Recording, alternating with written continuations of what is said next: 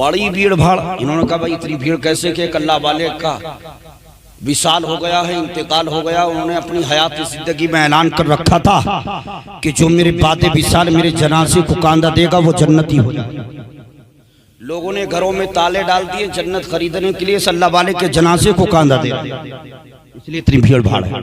आपने कदमों को पीछे हटाया और एक जगह पर अपने आप को कैद किया, आगे नहीं आए। जब जनाजा चला गया बाहर आए, सादो सामान लिया, पीर की बारगाह में। पीर की बारगाह में आए तो हजरत महबूब इलाही ने फरमाया खुसरू बड़ी ताखीर से आए हो। अदबन अर्ज किया हुजूर वहाँ बड़ी भीड़ भाड़ थी। का भीड़ भाड़ का हुजूर एक अल्लाह वाले का जनाजा जा रहा था, लेकिन भीड़ भाड़ इसलिए थी कि उन्होंने हयात जिंदगी में यह ऐलान कर दिया था कि मेरे बादे विशाल जो मेरे जनाजे को कांदा देगा वो जन्नती हो जाएगा। लोग जन्नत खरीदने के लिए घरों में ताला डाल करके आगे आ गए मैदान में उनके जनाजे में। फरमाया साफ साफ क्यों नहीं कह देते हो कि मेरे पीर मैं भी जन्नत खरीदने में लग गया। क्या कहा महबूब इलाही ने, खुसरू साफ साफ क्यों नहीं कह देते हो कि सरकार मैं भी जन्नत खरीदने में लग गया था। इतना सुनते हैं खुसरू तड़प जाते हैं और सिसक कर पिलक कर रो कर के अर्ज करते हैं ऐ मेरे पीर नहीं। जब मुझे मालूम हुआ कि इस अल्लाह वाले का जनाजा है कि जिसने हयात जिंदगी में यह ऐलान कर रखा था कि मेरे बादे विशाल जो मेरे जनाजे को कांदा देगा वो जन्नती हो जाएगा, तो मैंने ये सुनकर अपने कदमों को पीछे हटा लिया था। खुदा की कसम जब ये कहा तो महबूब इलाही कहते खुसरू लोग घरों में ताले डालकर जन्नत खरीद रहे थे, जनाजे को कांदा दे रहे थे, तुमने पीछे कदमों को क्यों हटा लिया था। तो सरकार अमीर खुसरू रोने लगते हैं और रोकर के अर्ज करते हैं सरकार सब कुछ जानने के बाद भी अगर मैं उस अल्लाह वाले के जनाजे को कांदा देता तो लोग मुझे पहचानते थे। लोग कहते देखो ये निजामुद्दीन का मुरीद खुसरू है जिसको अपने पीर की जात पर यकीन नहीं था, इसलिए इस अल्लाह वाले के जनाजे को कांदा देकर जन्नत खरीद रहा है। सरकार आपकी बारगाह में किस चीज की कमी है, इस खुसरू को जन्नत भी चाहिए तो सिर्फ आपकी बारगाह से चाहिए। वाह वाह वाह वाह, सुभान अल्लाह सुभान अल्लाह, माशाअल्लाह। और ऐसा होना चाहिए पीर।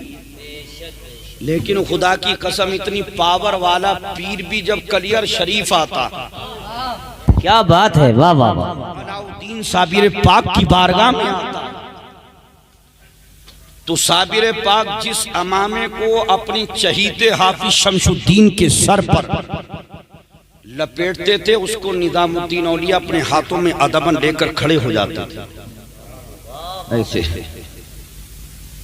ऐसे लेकर सरकार साबिर पाक लपेटते जाते थे, महबूब इलाही देते जाते थे और खुदा की कसम रो करके कहते थे कि हम भी उसी पीर के मुरीद है और ये भी उसी पीर से मुरीद है, लेकिन फर्क ये है कि इनको दुनिया में किसी चीज से कोई ताल्लुक नहीं है।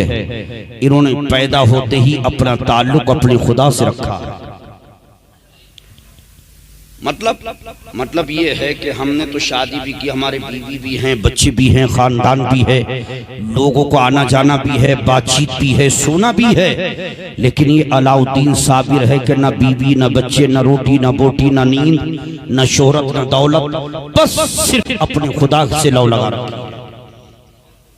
और ये बचपन ही से था ये बचपन ही से था। सरकार साबिर पाक रज़ियल्लाहु तबारक व तआला वो हैं कि एक मर्तबा आपके पीर बाबा फरीदुद्दीन ने फरमाया कि जब अल्लाह ने तमाम रूहों को जमा किया था और अल्लाह ने फरमाया था अलस्तु बिरब्बिकुम, क्या मैं तुम्हारा रब हूं। तमाम ने कहा बला, हाँ, यानी तू हमारा रब है। हर रूह ने वादा किया। तो उस वक्त तमाम रूहों ने रब की बारगाह में सजदा किया था। मुझे याद नहीं कि मैंने एक सजदा किया कि दो सजदे किए। तो महबूब इलाही आगे थे और साबिर पाक के पीछे थे। कोई नहीं बता रहा था मेरे मुरीदों बताओ तुम्हारी रूहें भी तो वही थी कि मैंने दो सजदे किए क्या एक किया। सरकार साबिर पाक ने कहा पीरो मुर्शिद क्या कह रहे हैं, कहा ये कह रहे हैं कि पीछे आना। पीछे किया, महबूब इलाही को साबिर पाक आ गए, फरमाया मेरे पीर आपने 2 सजदे किए। बाबा फरीदुद्दीन ने कहा अलाउद्दीन सबूत दलील? फरमाया दलील ये है कि अलस्तु बिरब्बिकुम के बाद बला कहने के बाद अब सजदे का हुक्म हुआ था। उस वक्त में मेरी रूह चली और मैं चल करके हजरत इब्राहिम के बराबर में खड़ा हो गया। हजरत जिब्रील ने उठाया, आपके बराबर में लाकर खड़ा किया। आप सजदा कर रहे थे, मैंने भी सजदा। फिर मेरी रूह चली और हजरत इस्माइल अलैहिस्सलाम के बराबर में खड़ी।